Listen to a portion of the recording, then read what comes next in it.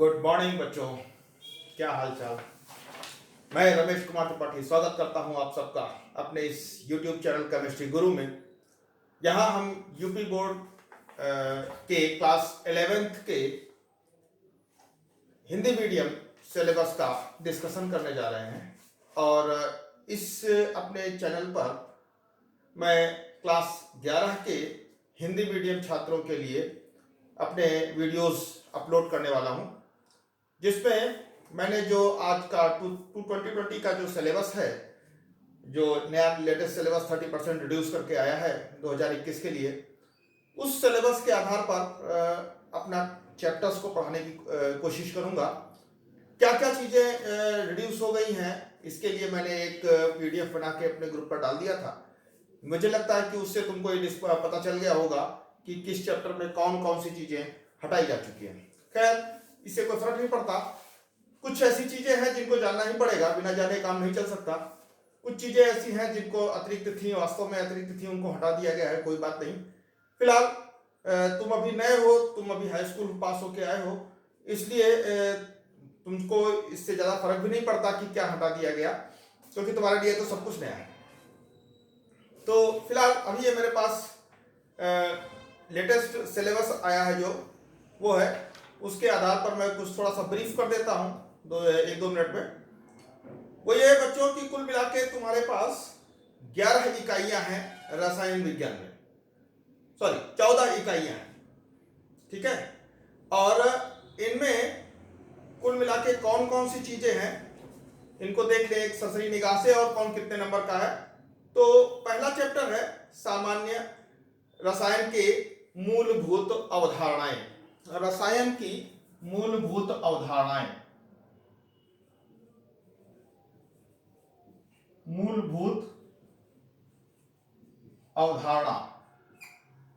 इस मूलभूत अवधारणा वाले चैप्टर को 5 अंक दिए गए हैं।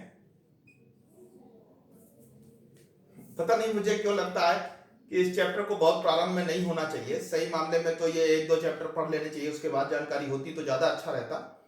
लेकिन खैर, यूपी बोर्ड के सिलेबस में ये पहला ही चैप्टर है, लेकिन मैं पढ़ाते समय इस चैप्टर को थोड़ा सा 1-2 चैप्टर के बाद लूंगा, क्योंकि कुछ चीजें जानकारी हो जाने के बाद ही इसको समझना आसान होगा, ठीक है। दूसरी इकाई इसमें है, पहला चैप्टर है, दूसरा चैप्टर जो है वो परमाणु संरचना का है।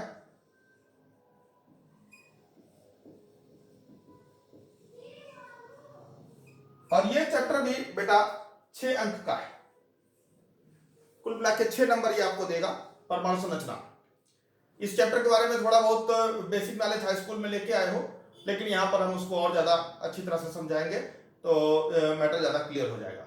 तीसरा चैप्टर है तत्वों का वर्गीकरण एवं गुणधर्मों की आवर्तता।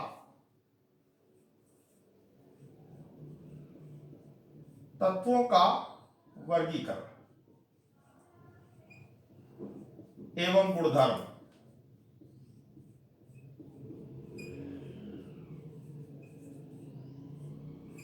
तत्वों का वर्गीकरण एवं गुणधर्म, ये कुल मिला के 5 नंबर का है। नेक्स्ट है रासायनिक आबंधन तथा आणविक संरचना।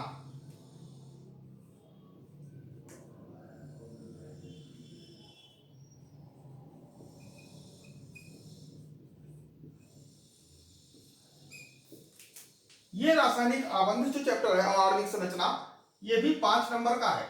मैं यहां क्लियर कर दूं बेटा, ये दो चैप्टर जो है 5-5 नंबर के हैं, तो ये 5 नंबर के, लेकिन इसको तुम्हें बहुत कायदे से समझना पड़ेगा। पूरी केमिस्ट्री का आधार यही दोनों चैप्टर्स हैं, इसलिए इस पर विशेष फोकस करने की जरूरत है। क्लियर है। नेक्स्ट है द्रव्य की अवस्थाएं, गैस और द्रव।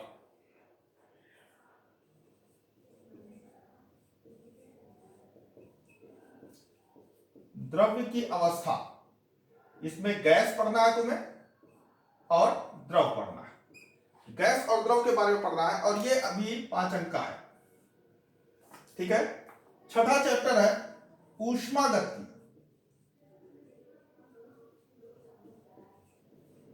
ऊष्मागति, और ये चैप्टर 4 अंक का है।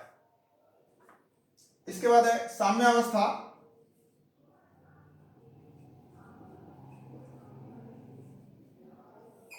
और ये साम्य अवस्था वाला चैप्टर 6 अंक का है। इसके बाद रेडॉक्स है,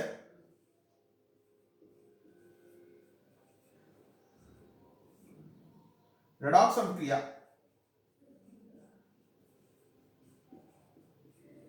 ये चैप्टर 5 अंक का है। ये चैप्टर भी अपने आप में बहुत इंपॉर्टेंट है। इनऑर्गेनिक केमिस्ट्री को समझने के लिए ये रेडॉक्स अभिक्रिया वाला चैप्टर बहुत इंपॉर्टेंट है। मैं ये कहूंगा इस पर विशेष फोकस रखने की जरूरत है। ये कुछ चैप्टर्स हैं जो केमिस्ट्री के बहुत इंपॉर्टेंट चैप्टर्स हैं। सॉरी, ठीक है ना। नेक्स्ट नवा चैप्टर है हाइड्रोजन।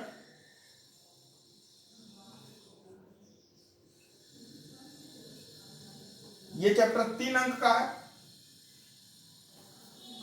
इसके बाद 10वीं इकाई है, ये एस ब्लॉक के तत्व,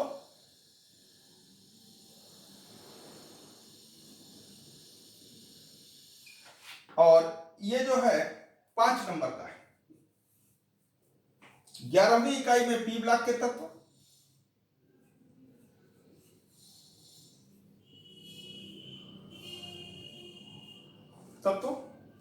ये आपका 6 अंक का है, 6 अंक का है। इसके बाद 12वां इकाई है कार्बनिक रसायन की मूल सिद्धांत।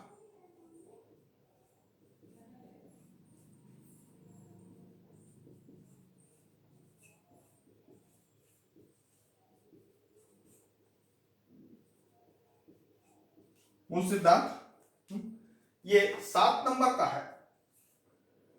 और इसके बाद 13वां है हाइड्रोकार्बन्स।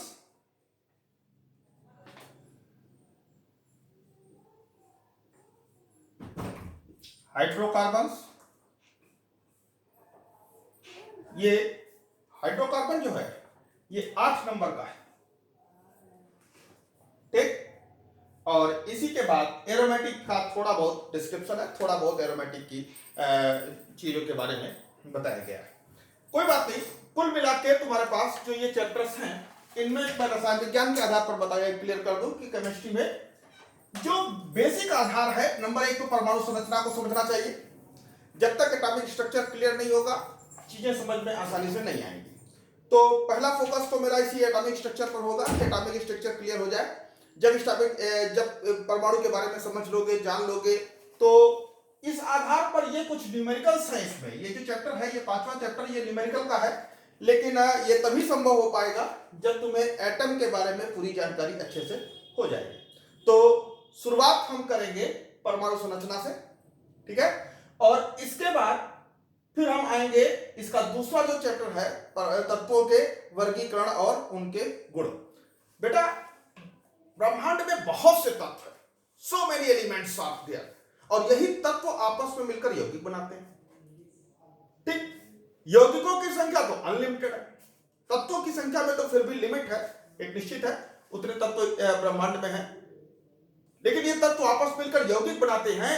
और कौन सा तत्व किस तत्व के साथ मिलेगा या नहीं मिलेगा, और कैसे मिलेगा, क्या बनाएगा, ये सब कुछ आप पढ़ेंगे इस चैप्टर में, रासायनिक आबंध में। इसलिए कहता हूं कि रासायनिक आबंध वाला चैप्टर ये अपने आप में बहुत इंपॉर्टेंट है।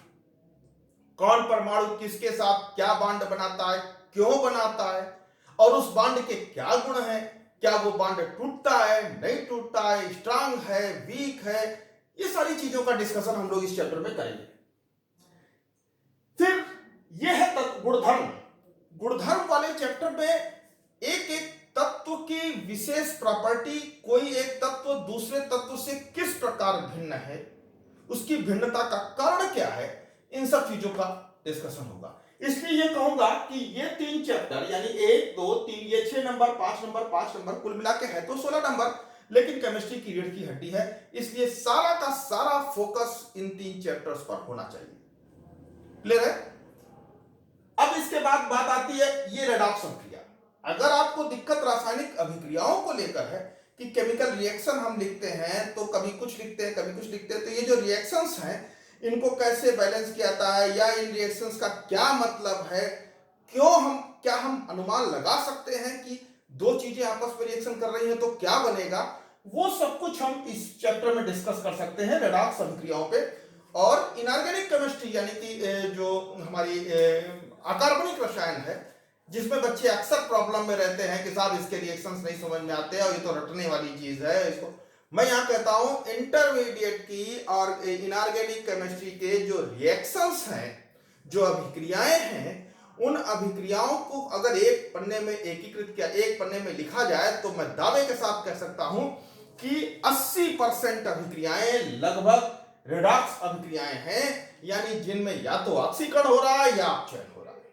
और इस ऑक्सीकरण और अपचयन की पूरी घटना को इस चैप्टर में बड़े कायदे से समझाया गया है, जिसका नाम है रेडॉक्स अभिक्रिया।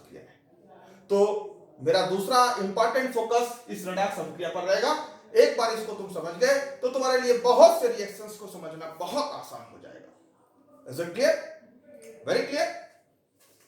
आइए आगे देखते हैं। इस रेडॉक्स अभिक्रियाओं के बाद जो मेरे पास हाइड्रोजन एक चैप्टर है, बेसिक है, आसान है, कोई दिक्कत नहीं। हाँ, ये एस ब्लॉक और पी ब्लॉक के तत्व, 5 नंबर का एस ब्लॉक और 6 नंबर का पी ब्लॉक। ये पी ब्लॉक तो बहुत बड़ा है। इस पी ब्लॉक का कुछ भाग तुमको फर्स्ट ईयर में पढ़ना है और कुछ भाग तुमको सेकेंड ईयर में पढ़ना है। तो फिलहाल कुछ क्या कहूंगा, मैं तो कहूंगा 1/6 हिस्सा पी ब्लॉक का, 1/3 हिस्सा, 1/3 हिस्सा तुमको लगभग फर्स्ट ईयर में पढ़ना है और बाकी का हिस्सा हम लोग पढ़ेंगे सेकेंड ईयर में। क्लियर? यहां पर एस ब्लॉक के जो तत्व हैं, एस ब्लॉक के तत्वों में पूरा एस ब्लॉक हमको पढ़ना है। ये दो जो है, ये दो तुम्हें जो इंटरमीडिएट स्तर पर जो इनऑर्गेनिक केमिस्ट्री है उसका काफी कुछ हिस्सा कवर कर लेंगे, हैं? तो ये 5 और 6 ये दो चैप्टर्स रिएक्शंस के होंगे, जिनमें बेसिक इनऑर्गेनिक केमिस्ट्री होगी। इसका हम लोग थोड़ा बहुत डिस्कशन करेंगे, ठीक है? इस पर हम लोग अच्छी जानकारी इकट्ठा करेंगे। अब आइए, इसके बाद यहां पर इन्होंने 7 नंबर की ऑर्गेनिक केमिस्ट्री कर दी। इस ऑर्गेनिक केमिस्ट्री में कुछ है, ज्यादा कुछ नहीं है, लेकिन कार्बनिक यौगिक कैसे होते हैं, उनकी संरचना क्या है, उनमें कौन कौन से बॉन्ड बनेंगे, उनके यौगिक में क्रियात्मक समूह कौन कौन से होंगे, नाम कैसे लिखा जाएगा, समावयवता कौन कौन सी होगी, इन सब चीजों के बारे में डिस्कशन है। किसी रिएक्शन नहीं है इसमें, इस चैप्टर में 7 नंबर में कोई केमिकल रिएक्शन नहीं होगा, केवल यौगिक की संरचना बनाना, उनका नाम लिखना, IUPAC नाम लिखना, समावयवता बताना, वो सब कुछ डिस्कशन इस चैप्टर में होगा, ठीक है? और थोड़ा बहुत बॉन्ड के टूटने को लेकर, क्रियाविधि को लेकर, रासायनिक अभिक्रियाओं की क्रियाविधि जो होती है उसको लेकर थोड़ा बहुत डिस्कशन यहाँ पर है। इस चैप्टर पर अगर आप ये कह सकते हैं कि ऑर्गेनिक केमिस्ट्री यानी कि कार्बनिक रसायन को पढ़ने के लिए जो मूलभूत चीजों की जरूरत पड़ती है, जितना ज्ञान आवश्यक होता है, वो इस चैप्टर में पहले दिया गया है। अब बाकी की organic chemistry, detailed organic chemistry आप सेकंड ईयर में पढ़ेंगे, ठीक है? तो सेकंड ईयर में मोस्टली ज्यादातर ऑर्गेनिक केमिस्ट्री पर फोकस होगा। यहां पर केवल उसका इंट्रोडक्शन होगा, केवल परिचय होगा, लेकिन इस परिचय को लेना जरूरी है। अगर ये आपने नहीं लिया तो आप निश्चित तौर पर इंटरमीडिएट की ऑर्गेनिक केमिस्ट्री नहीं समझ पाएंगे, ठीक है? तो ये एक इंपॉर्टेंट फोकस पॉइंट होगा मेरा। और ये है हाइड्रोकार्बन्स। तो हाइड्रोकार्बन का बेसिक नॉलेज होना चाहिए, थोड़ा बहुत हाई स्कूल में आपके पास है, लेकिन यहां पर हम उसी को थोड़ा आगे बढ़ाएंगे, जिसमें कि एथिलीन, एसिटिलीन, मेथेन, एथेन, ये जो कंपाउंड्स थोड़े बहुत हाई स्कूल में तुमने पढ़े थे, उनसे आगे का डिस्कशन है। हाँ, यहां पर थोड़ा और बढ़ा दिया गया है इंटरमीडिएट में, वो ये कि एलिफेटिक के साथ साथ एरोमेटिक का हाइड्रोकार्बन, जिसमें कि बेंजीन है, टॉल्यूइन है, ऐसे यौगिकों का भी अध्ययन आपको करना होगा, ठीक है? तो यहां पर ये एक पॉइंट बढ़ जाएगा कि एरोमेटिक हाइड्रोकार्बन्स भी इसमें शामिल होंगे, और तब हम ये कहेंगे कि हम ये कह सकते हैं कि एलिफेटिक रसायन और एरोमेटिक रसायन का जो बेस है, जो आधार है, जिनको हाइड्रोकार्बन कहते हैं, वो हम फर्स्ट ईयर में पढ़ेंगे, और इस हाइड्रोकार्बन के ऊपर लगने वाले तमाम क्रियात्मक समूहों का अध्ययन हम नेक्स्ट अपने इंटरमीडिएट के कोर्स में करेंगे, ठीक है? तो ये भी अपने आप में कहेंगे कि एक इंपॉर्टेंट चीज है। तो ये दो चैप्टर यानी 7, 8, 15 नंबर का, ये 7 और 8, 15 नंबर ऑर्गेनिक केमिस्ट्री का होगा तुम्हारे पास। अच्छा है, सरल भी कहूंगा, आसानी से समझ में आने वाली चीजें हैं, थोड़ा बहुत हाई स्कूल का आधार लिया हुआ है, इसलिए चीजों को समझना आसान होगा। हाँ, यहां पर ये जो चैप्टर्स है जिनको मैंने कहा परमाणु संरचना, गुणधर्म और आबंध, ये 6 नंबर, 5 नंबर, 5 नंबर, ये जो 16 नंबर है इस पर मेन फोकस करना। और अगर ये चीज समझ में आ गई तो मैं चैलेंज करता हूं इस बात को कि केमिस्ट्री तुम्हारे लिए हलवा हो जाए, केमिस्ट्री तुम्हारे लिए बहुत आसान हो। ठीक है बच्चों, मेरी बात समझ में आ रही है? एक बात फिर मैं कहूंगा कि भाई ये हम शुरू कर रहे हैं, कॉपी ले लो, कलम ले लो, कहानी मत सुनो। ये कोई मूवी नहीं है, कोई गाना नहीं है कि तुम इसको वीडियो लगा के देख के बैठ गए, आराम से कहानी सुनी और रख दी कापी किताब। ऐसे पढ़ाई नहीं होने वाली। इंटरमीडिएट की केमिस्ट्री बड़ी टफ है, अपने आप में काफी टफ है। तो इसको समझने के लिए कॉपी कलम साथ में होना चाहिए। जब साथ में रहेगा तो चीजें तुमको नोट बनाते चलोगे, समझते चलोगे, 100% चीजें समझ में आएगी। क्लियर है? तो आप अभी फिलहाल ये मैंने एक चैप्टर का सिलेबस का डिस्कशन किया है, इसको समझ लो, कॉपी में नोट कर लो।